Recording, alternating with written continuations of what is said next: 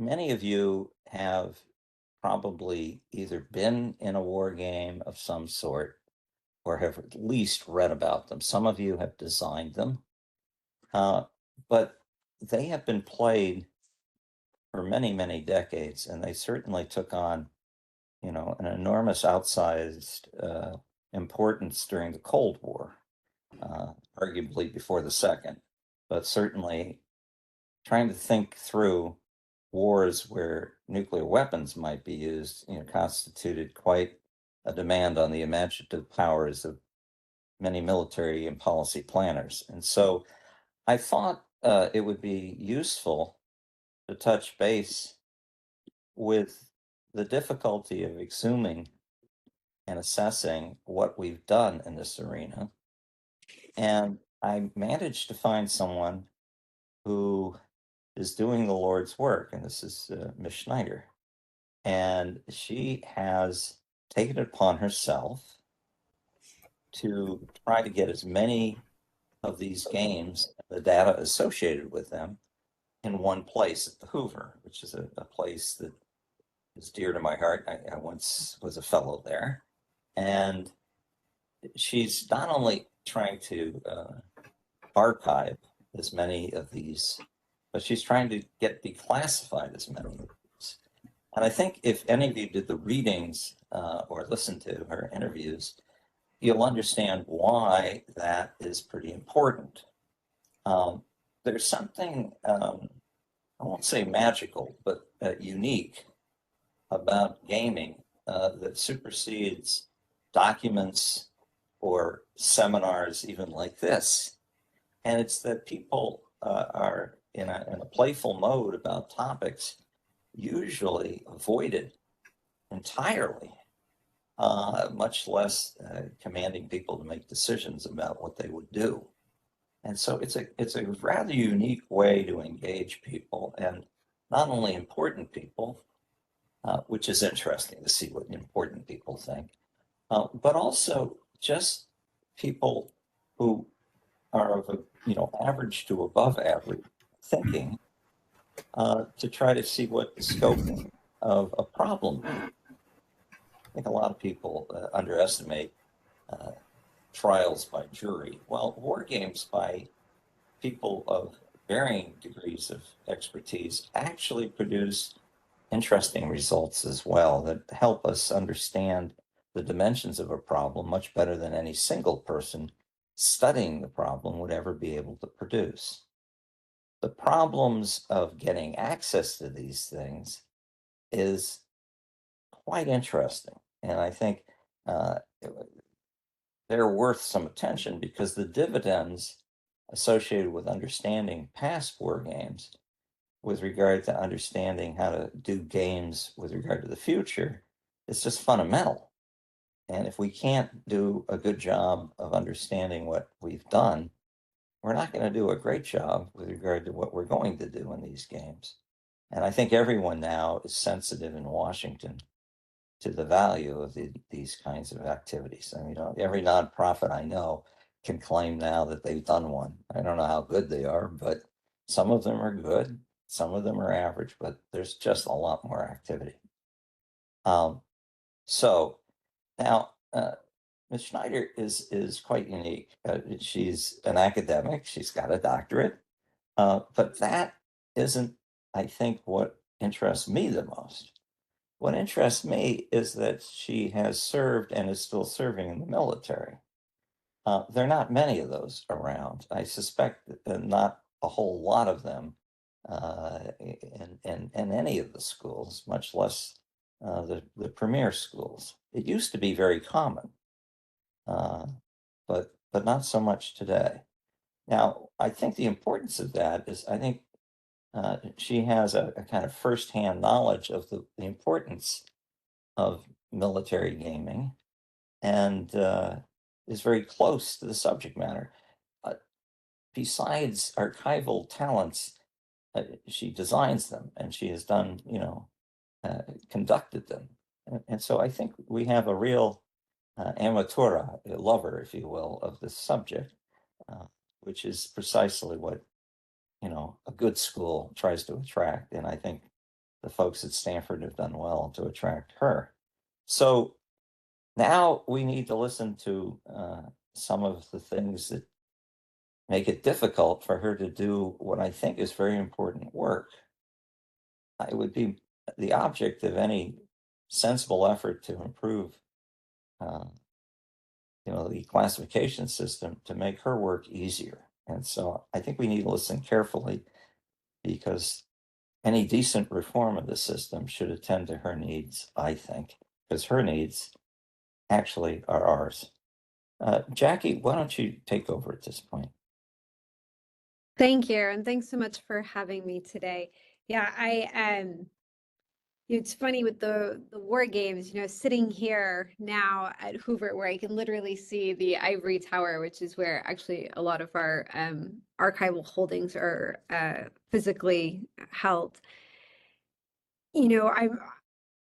But for many years, when I worked on war games, I worked on war games from inside the building, from rooms that didn't have windows.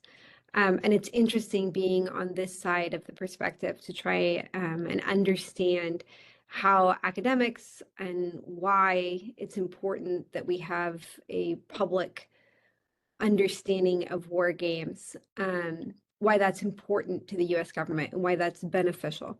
So what I'd like to do is start a little bit and explain what we're trying to do at Hoover, what we've accomplished, and then I will do my airing of grievances. What we've discovered in the last year in particular about the process of finding and then digitizing and making publicly accessible historical war games. So I'm going to attempt to share some contents. It's always kind of a fear that, all right, looks like I am showing that appropriately.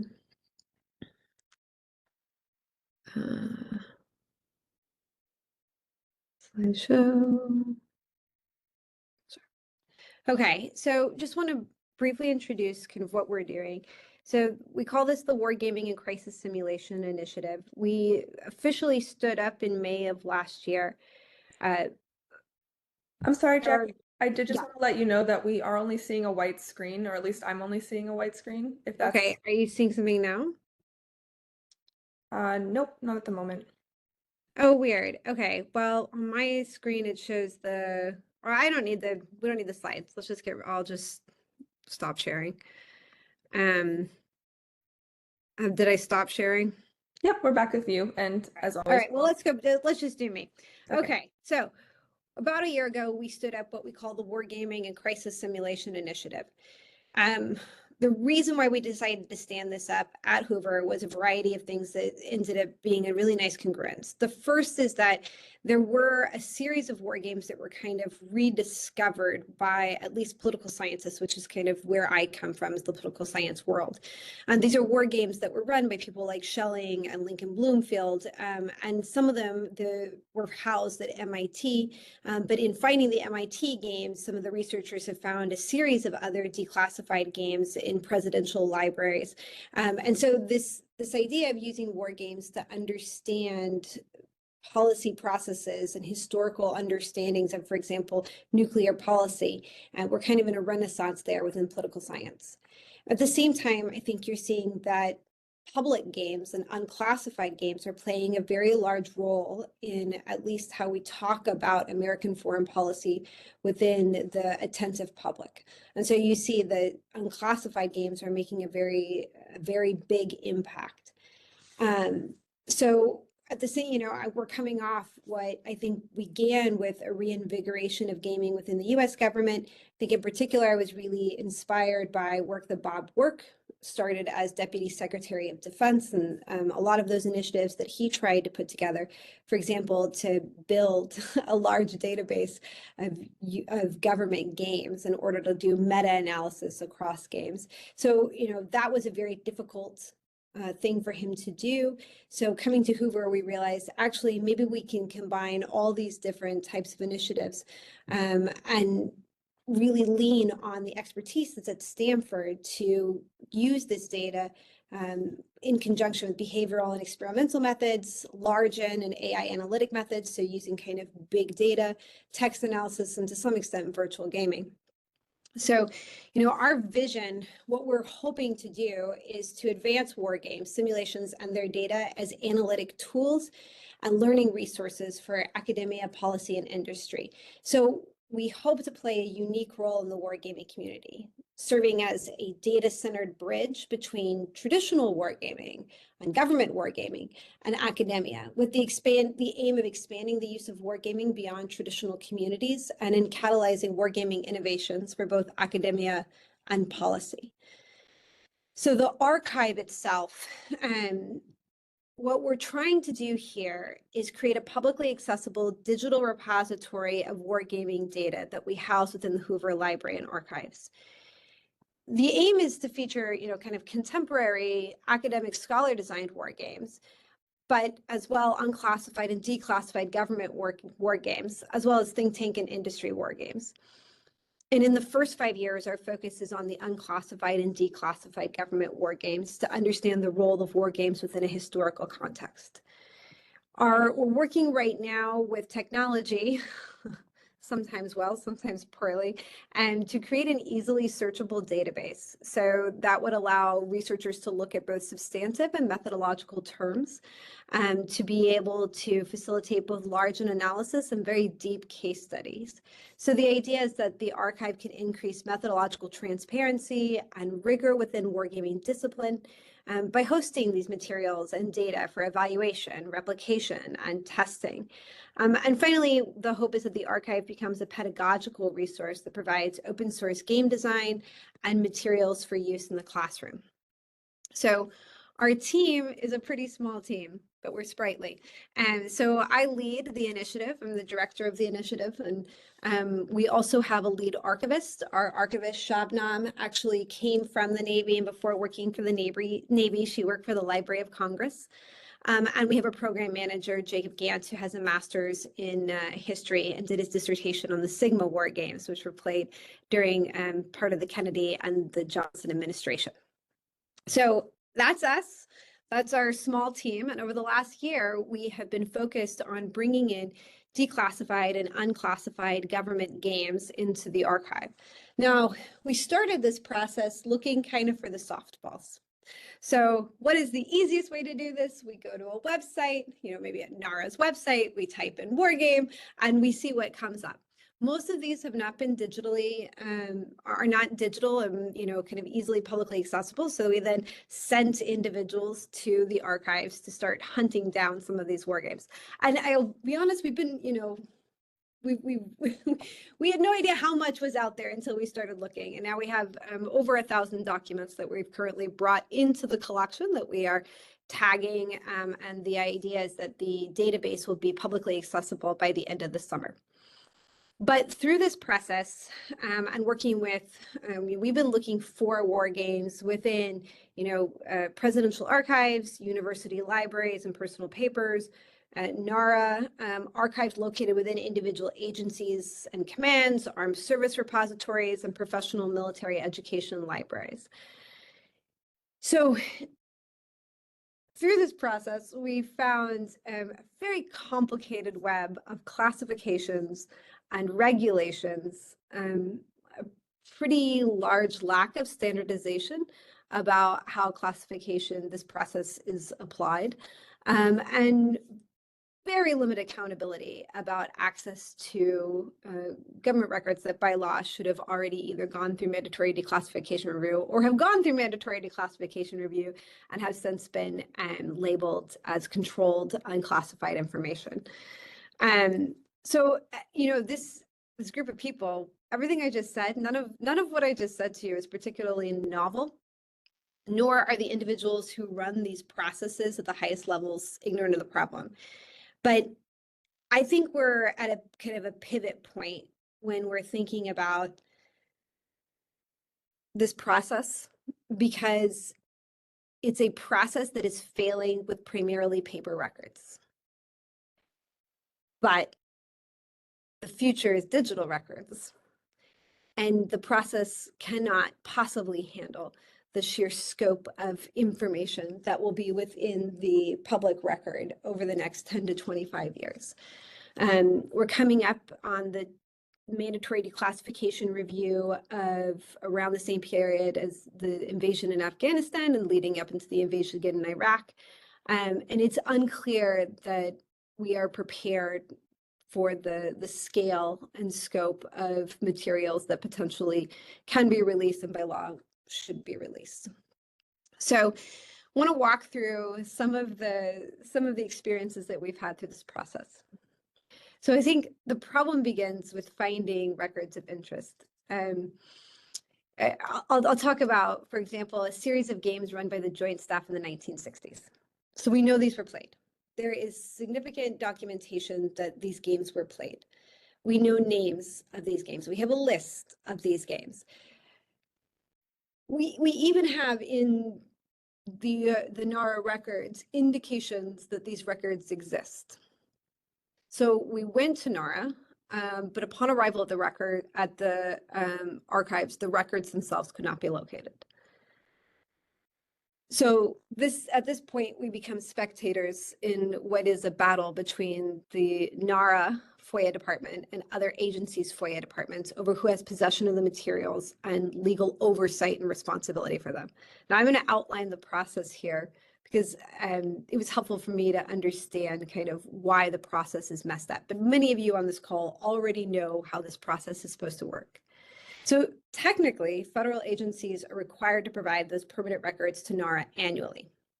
So this would mean like the war games and the crisis simulations that we're interested in, as well as like kind of their related materials should be permanent records that are transferred on around October 1st of every year. When that transfer occurs, there is a record transfer number that the agency retains as proof. We had this war game. We knew it was supposed to be a permanent record. We handed it to you, NARA, on this date, and here's the number. It's like your UPS tracking mechanism for the document. So when the record is transferred, NARA should have, so when the records reside at NARA, it should have an associated transfer number. So in our case, the documents were indexed to be at NARA, but they cannot be found in the NARA catalog. So that lack of documentation suggests that potentially an agency's record management department, so this is in this case, the Joint Staff, potentially improperly transferred these materials or failed to do so altogether. So the question becomes, where are the documents? Are they sitting in a basement in the Pentagon somewhere? Or have they been destroyed? Are they actually at NARA? They just weren't in the boxes that they were supposed to be in.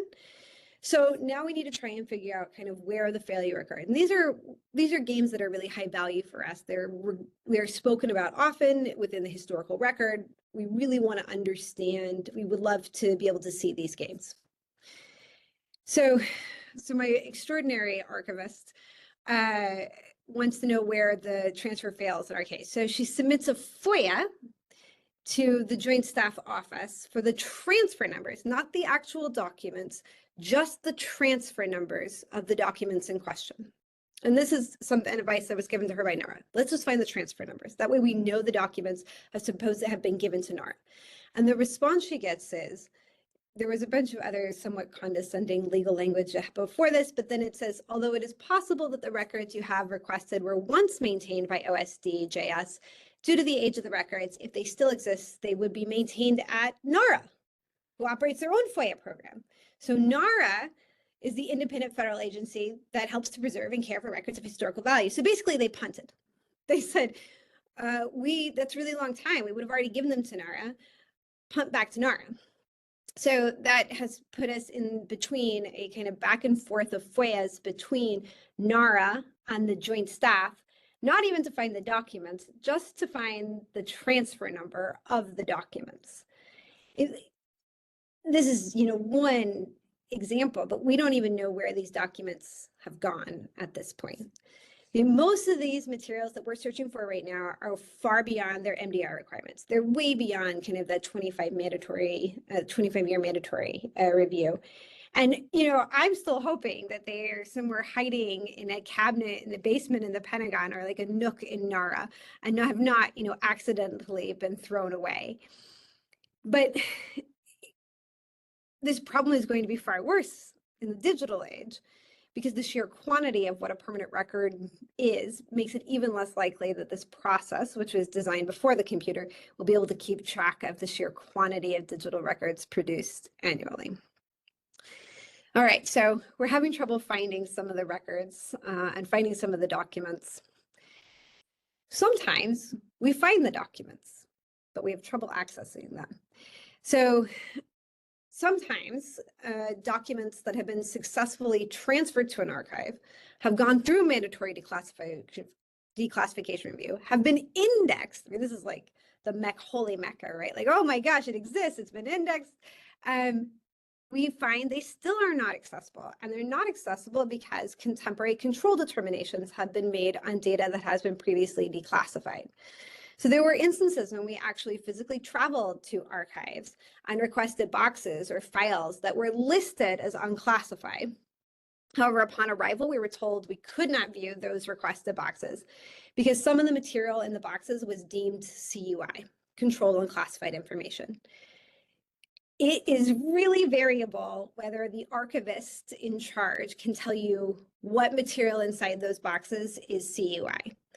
In one instance, the location we went to would not tell us what was CUI and restricted access to everything in the box because of that. In other cases, an archivist said that a 50-year-old floor plan of a building that has since been renovated were included in war game materials. Anybody who's run a war game knows you have like the obligatory slide that tells you where the exits are for the safety briefing. So it's that type of floor plan. But because that floor plan exists, she deems the information CUI. So what does that mean for us? Well, first, I mean, if we've traveled to an archive, we don't have the option at this point of seeing these documents that we've traveled to, but it creates a new step in the accessing the documents. The CUI does not require portion markings, and therefore archivists that are using CUI do not have to tell us which portions of the documents or files in a box are controlled. Instead, in order to access these materials, the records require a separate FOIA. They must then go through a decontrol process, which is often delegated back to someone in OD&I, in addition to the already accomplished MDR. In many cases, the CUI determinations are quite contemporary, like determinations made in the last 2 to 3 years. So it's a pretty complicated process, and we're talking multiple years. And each of these processes, at some step in the process, it can fail. We also have issues when we're trying to navigate documents that need an MDR.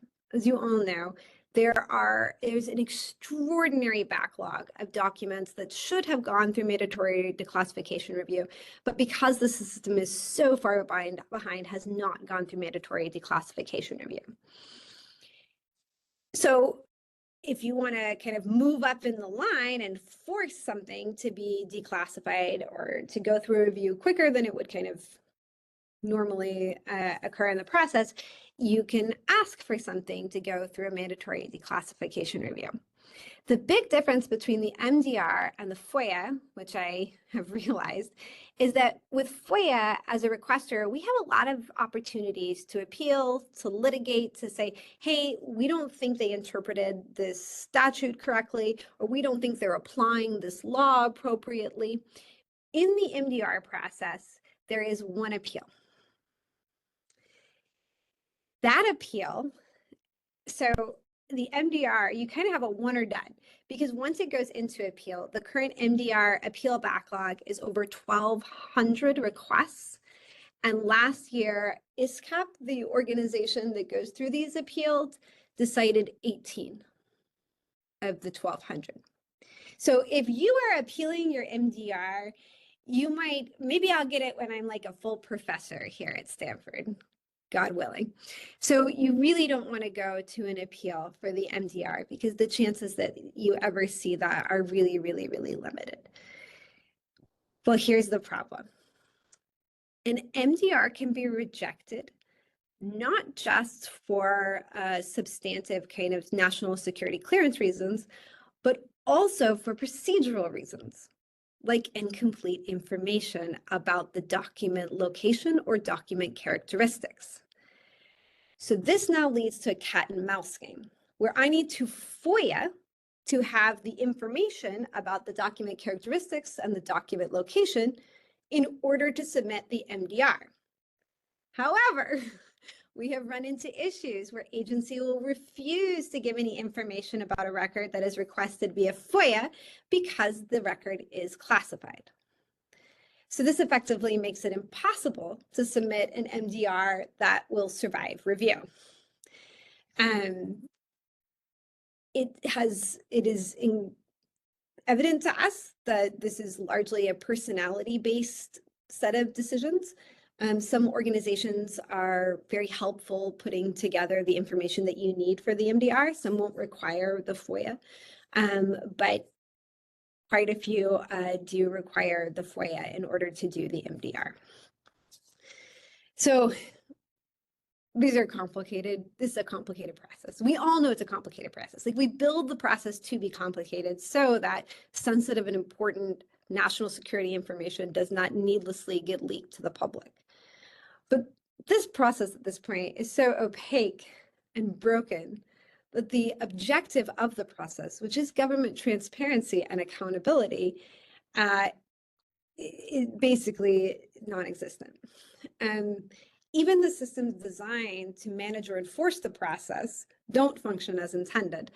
So if anyone has submitted FOIAs or MDRs, each agency has or doesn't have tracking online so that you can track your FOIA and MDR requests. These are not necessarily properly maintained, updated. There's no information. So for example, if you go to the National Archives and look at all the existing MDRs and FOIAs, they're given a number, but you have no idea what documents that request was for. The chance that we have duplicates here are, I mean, really, really high. And that's frustrating as somebody who's asking for the documents. But I think it's also a representation of how the system is needlessly broken in a way that actually disadvantages the government. The government could do less work if it knew that it was working on duplicate requests, right? If we had a better way of tracking and making sure that we share that information. Sometimes the archivists themselves don't know about the resources that their agencies supposedly have for the public, or the access points. And some websites have not been updated since COVID. We had a really interesting experience when we went down to Maxwell Air Force Base in Montgomery, Alabama. The Air Force sent us a website where we could look for documents to request when we went down to the visit.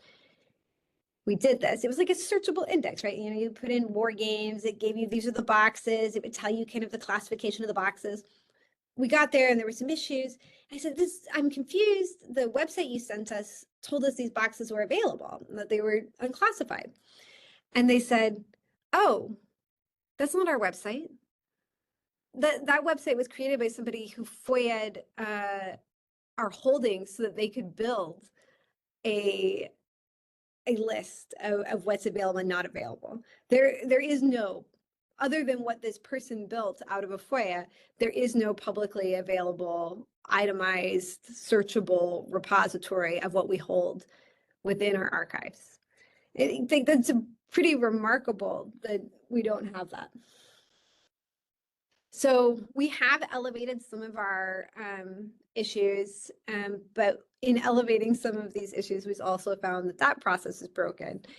The federally designated ombudsman, the Office of Government Information Services, responds slowly, if ever, to mediation requests between requesters and agencies. Congress is ostensibly the final check in this process, but my dear archivist who sent me the committee, she's like, Congress is in charge of this. You can let them know that these processes are broken.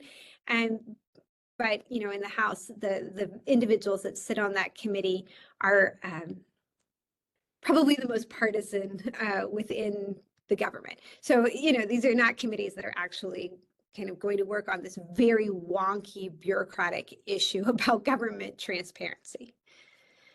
Okay, this is the point where I'm supposed to say solutions or ideas about how we could fix the processes.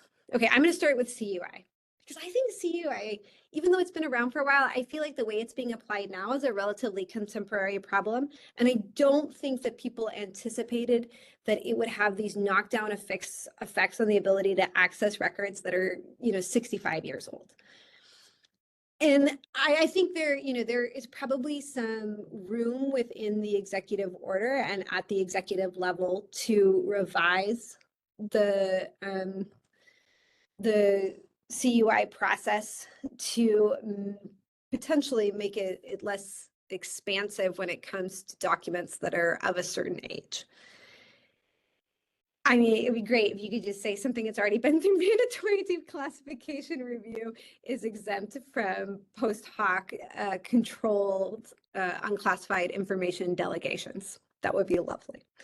But let's say we need to keep CUI because maybe somebody's social security numbers stayed on a record. Sure, I understand that. So now what's the recourse? Well, first, I think we need to delegate to lower levels the ability to decontrol CUI information.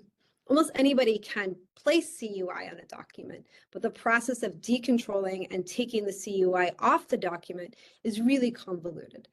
And that would be, if we can make that kind of determination at a much lower level and not at OD&I, I feel like that would be really helpful to researchers. I also think, okay, if you're going to mark CUI, you need to mark on portions and allow for, you know, entire files and boxes to not then, you know, kind of have disappeared from the public eye. So it should be incumbent if you're going to place CUI on documents that have already gone through an MDR, you need to include your rationalization within the portion marking. And I think that would also help kind of facilitate the FOIAs that are required to get rid of that documentation. Most of what I've said, I don't think is a secret to anyone. This whole process is underfunded, too few personnel, not enough training, oversight, or accountability. And, you know, because of that, there are incentives for employees to they're not nefarious. There are no incentives to be timely in this work. And so I think this is an opportunity the government can change incentive structures, potentially, you know, adding incentives for timely dissemination, you know, carrots, but maybe some sticks too. It's pretty frustrating as somebody who's requesting these documents when you know that an organization is not fulfilling their legislative requirements. And you also know that if they're going to be held accountable, I'm going to have to litigate. That's pretty frustrating. And it shouldn't be what is the only outcome. I also think technology would be extremely helpful here. There are ways in which we can use technology to help with standardization of declassification, standardization of review, automating many of these processes from documenting the transfer of materials to ultimately the dissemination of these records. I think this is a role, and others have talked publicly about the potential use of AI and other machine learning tools as a replacement of what is a very, very small labor pool that gets stuck doing this. Finally, and I didn't talk about this a lot, but this is coming up a lot in our own research, is there is a black hole of historical records about government decision making. And that black hole is the early information age, from kind of the early 90s to leading up to almost 2010. And that's a time period where, you know, your documents, I'll make a Zoolander reference, your documents were in the computer, right? The files were in the computer. And because the files were on your physical desktop in your physical workspace, often behind a SCIF, there was a time period there where that material was not actively archived or did not get into the permanent record. And in order to deal with that problem, what we're doing is we're reverting to using oral histories. And so for organizations that are thinking about building the history of their organizations or preserving the history of their organizations, I think the oral histories used to be kind of a nice to have. Now I think they're actually really incumbent in order to fill in some of the holes that we're going to have in the historical record. So I feel like I have talked far too long. This is one of those situations where I feel like I both spoke too long, and yet I really struggled with limiting the instances and examples that I could give you about where we've run into some issues. So I'd love to open up to conversation and dialogue.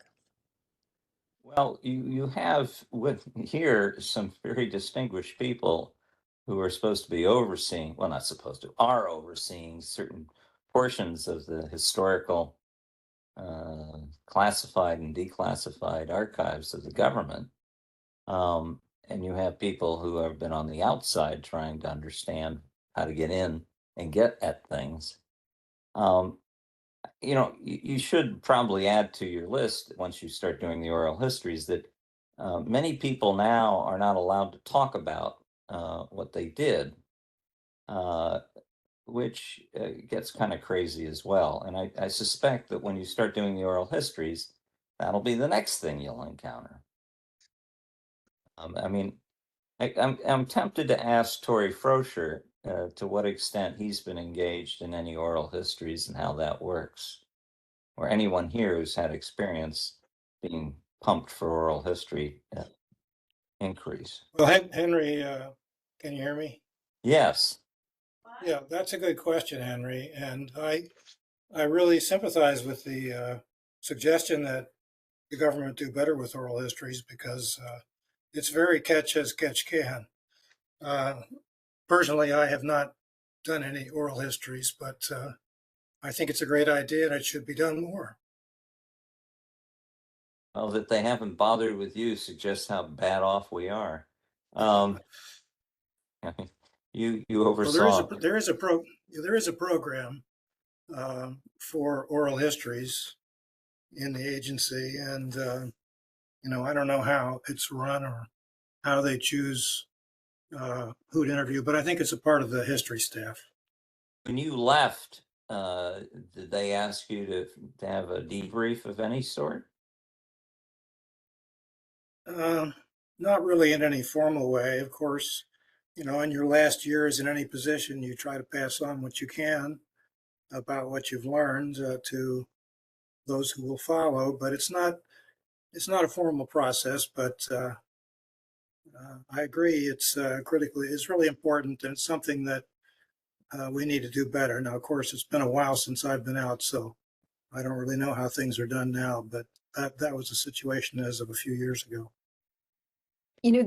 Going through the Air Force archives, there was a period of time, I'm not sure if it's still occurring, where every time a commander left, a commander at any certain level, they would conduct an oral history of their time. And that would primarily be a classified oral history. We've found quite a few of these that have, since gone through MDR and are declassified, and they're extremely useful. And we did find a real fun one with LeMay, where they're interviewing LeMay about some of his experiences. And there's an author, the interviewer says, "Well, sir, did you think I was fair? Was I fair enough to the Army?" And LeMay says, "God damn it, this is the Air Force's history. I don't need you to be fair or truthful. I just need you to tell it the right way." Yes, well. Tom? You may want to. Yeah, so First, great. I mean, great presentation, Jackie. And I mean, I think, not, and this is not to, argue the other side, but I mean, as I think about like, we could, some of what you've encountered is contemporary, again, having to do with the nature of contemporary records, contemporary classification.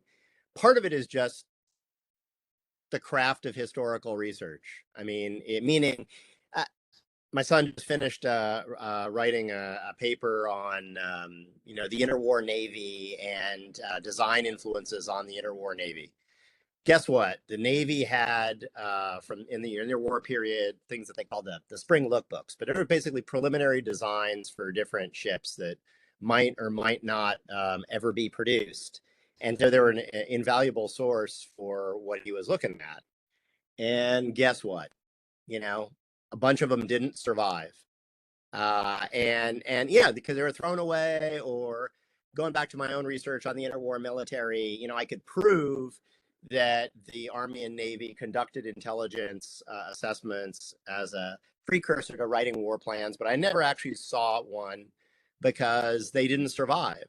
So, and that's not, so part of that's just, it's the nature and the frustrating nature of the work.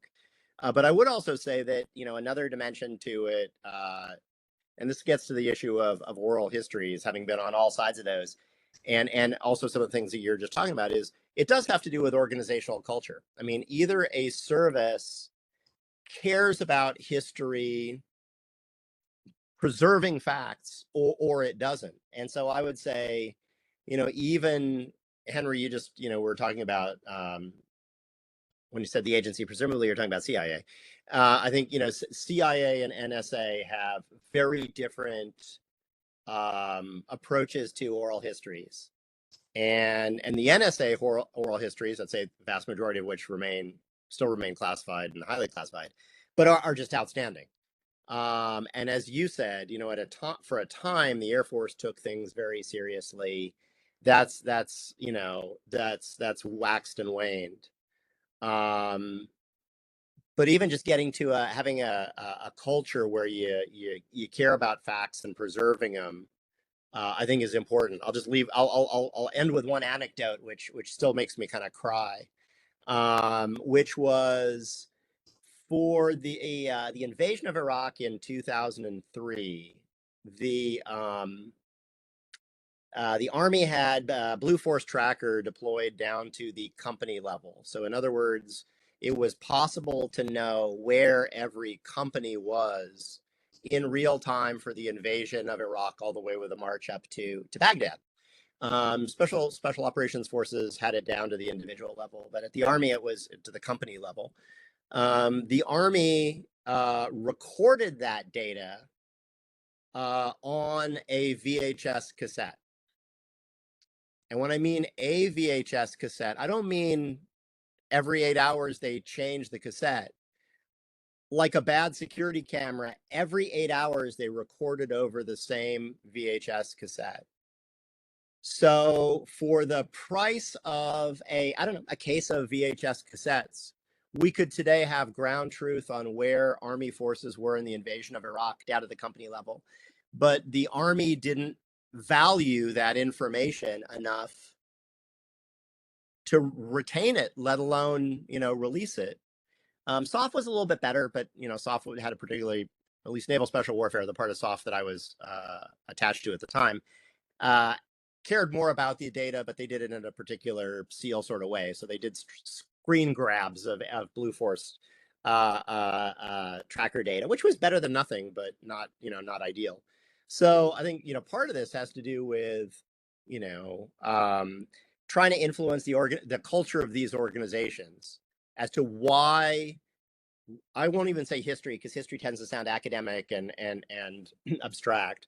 Why preserving data matters. I hate to say it, it's so elementary, but I really think that's it. Yeah. And you have to make a case about why preserving data flows into effectiveness in doing your mission. And again, that's pretty elementary, but I think so much of it goes back to that. So thanks for provoking those thoughts in your presentation. I think it's perhaps a little more basic than that. I shared with Jackie that I worked in a place that, you know, conducted almost all of its affairs at Codeword for 4 years. And when they came to empty the file cabinets, they decided to shred it all. They did not keep a record of what they shredded, and they did not give a reason for why they shredded it. Now, it may well be that you would like people to have a culture that wouldn't do that, but at a minimum, if they're gonna do that, be nice if they knew what the heck they shredded. They didn't know, and they still don't know. So there's certain requirements that just aren't happening that are even more basic than, culture, which is, okay, you chop down the cherry tree. Uh, can you tell me where you put it? Or what parts of it you cut? They don't even know. Now, Mr. Mullenberger. Jackie, that was a phenomenal presentation. I have been on multiple facets of everything that you presented. And Tom, you brought me back in time to a moment in Iraq when I was participating in so much of it all. And then you get read onto programs because you have a security clearance, and then you get read off of those programs. God help you if you don't get read off of those programs. And I've been the investigating officer for a person who years later had been found not to have been read off of their program. And what a daunting moment that was to be that investigating officer. Then there's the historical, which it makes sense that LeMay was one of those that said, sit a camera in front of me and I'll tell you all about what I went through.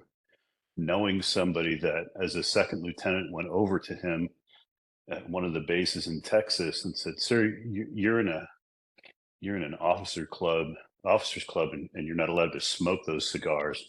And his comment was, I put the first brick that laid this place, and then dressed that lieutenant down. I knew that lieutenant as a lieutenant colonel, and he had not forgotten that moment in time. I happened to be a Library of Congress interviewer for people who, and there's all these requirements, they have to be outside of the military, either retired or no longer serving. There's a manuscript that goes along with and is typed up after the interview. Everything has to be unclassified. So if there is a non-disclosure agreement that they've signed up to, they can't disclose anything. And sometimes they get close and I go, I think we're getting to a boundary. Let's not cross it. And then they go, oh, yeah. And then they'll reel themselves back in. As far as the accessing, as somebody who's an interviewer, I have access to all kinds of information, but I'm not allowed to release it. So I can see stuff, but I'm the last person that they would put in front of a camera and say, so what did so-and-so say? Or put me on a stand.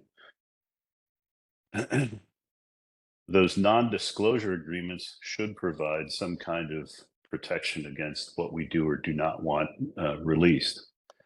Those histories, that craft of being able to do historical research is exactly that. It's an art and a science all of its own.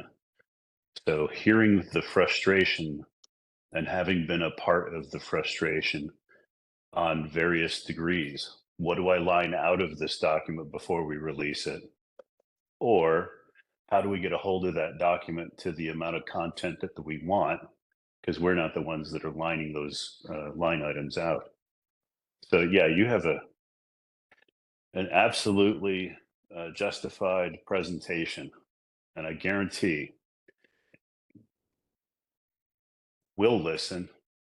But I think if you went to any one of those folks that are elected officials, they may or may not listen, and they may or may not rally to your cause. So, but you definitely have captured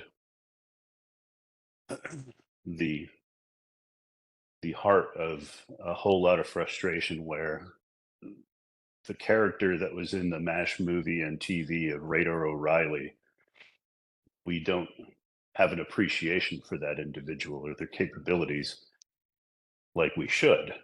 And so as a result, the communications or the capturing of one's service can be lost. And it's important to stay on top of those. And then the growth from there is, what did a unit do, or what were the timelines associated with a key moment in time? And then I'll give you this as a last. Having been a contractor who received across my desk, hey, provide the historicals on from this point of conflict to the end point, or where we're at today. And going, this is well outside of my realm, going to the portion of the organization that was completely read in on all of it and was the releasing authority, getting all of that information, presenting it, and asking the question, why is it that they're doing this? They didn't do this, but they gave it to us to do, and it's not going to be going anywhere. So externally and internally, there's a lot of rub about preserving key information or critical, potentially critical information. Anyway, I'll put my soapbox away. Okay. It's okay to ask questions, by the way. This is allowed. I guess the question I have is, do you have a list of war games that you would like to get that you can't get a hold of?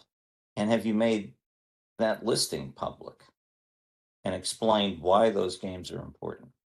It's a good question. We do have a list. So we have a list of games. So what we generally kind of our process is when we come across games that we think are interesting or important for the historical record, and we don't already have that, we haven't already found them. We have a list that we keep of those. So it could be that, you know, we're going through an oral history and somebody mentions a game. We're like, I haven't heard about that one. Somebody write that down. Has anyone found that? Right. So there's kind of a bit of banter between the team. And then there are some, like, for example, the JWGA games where, you know, we know that they were played, we know that they exist. In some cases, we have portions of the games because they've ended up in like a presidential archive, but we don't have all of the game, or we know we have 1 year of the game series and not, you know, the other 6 years. So then we have a list of those. We have not made that publicly accessible, but that's a really good idea because quite often. No, there's a box here. It says William Burr. Do you know who he is? William, turn on your device. I mean, do you work with the National Security Archive at all? So we have not been able to work with the National Security Archive. Obviously, we're huge admirers of what they do, and you know, there is some overlap with documents they're looking for and documents that we're looking for. I hadn't been able to make contact. I actually reached out, cold called and cold emailed and didn't receive anything back from. Well, Mr.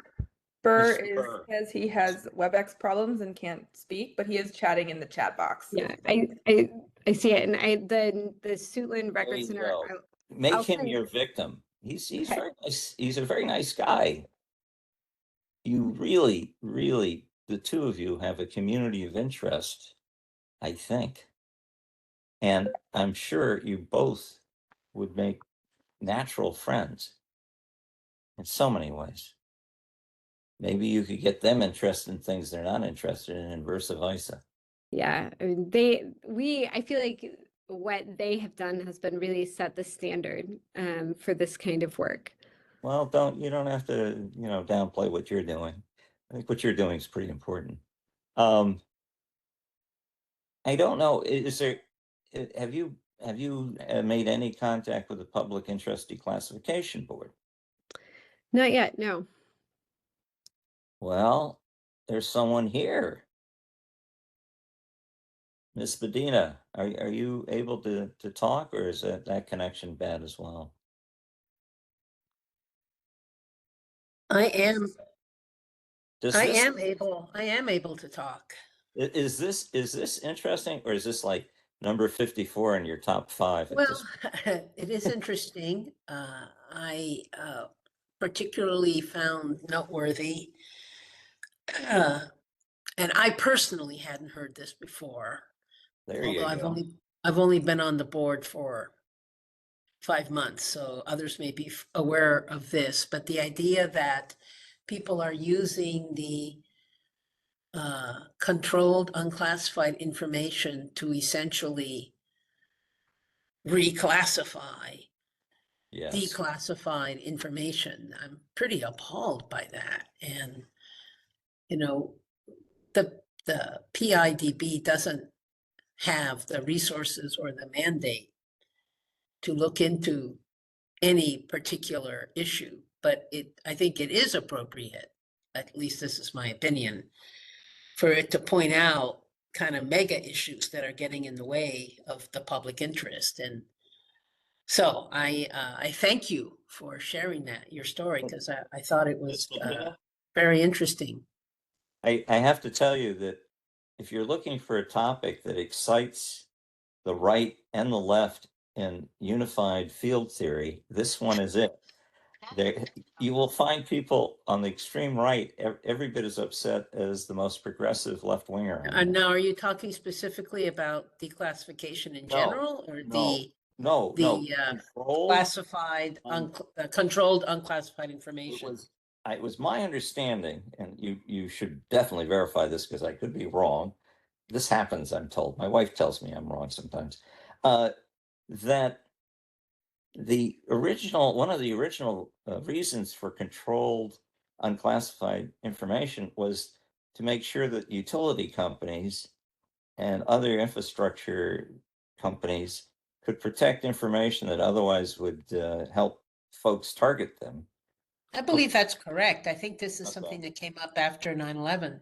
Well, 9/11 was not one of the great moments in American statesmanship. I mean, the reaction and the things we did, quite remarkable. And so they did this, for that reason. But boy, has it gone well beyond that use. And I think this is an example, but there are many examples. And some of the people who are the biggest proponents of this classification have now thrown in the towel and said, I was wrong, we should get rid of it. It's an interesting area to pat around in politically. I encourage you to. Yeah. No, I appreciate it. Also, I should point out to the presenter and others that the PIDB is having a public meeting on, I believe it's June 24th in the afternoon, on the uses of technology, in particular artificial intelligence, in the declassification. You do realize you're arena. talking to someone here, Ms. Schneider, who actually not only has an opinion, but is pretty expert in that. She has very interesting things to say about that. So I encourage you to, I think it's virtual and in person, so I encourage you to attend if you can. Okay, well, I feel like I've paid for the event now, but I've talked way too much. Other folks should chime in. Particularly if you have a question, but I won't discourage war stories either, but if you have a question. Don't all rush at once.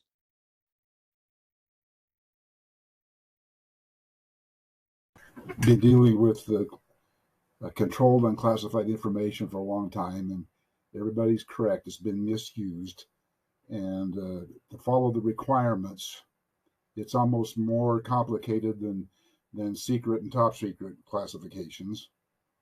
And but our federal government, and that's both the military and Congress, they like to keep control of information, and I feel that they would rather have it destroyed rather than have anybody else get access to it if they can't control it themselves. Yes. Well, now, long time ago, I was the deputy commander of the task force logistics, which was part of the task force Olympics during the 2001 Olympics.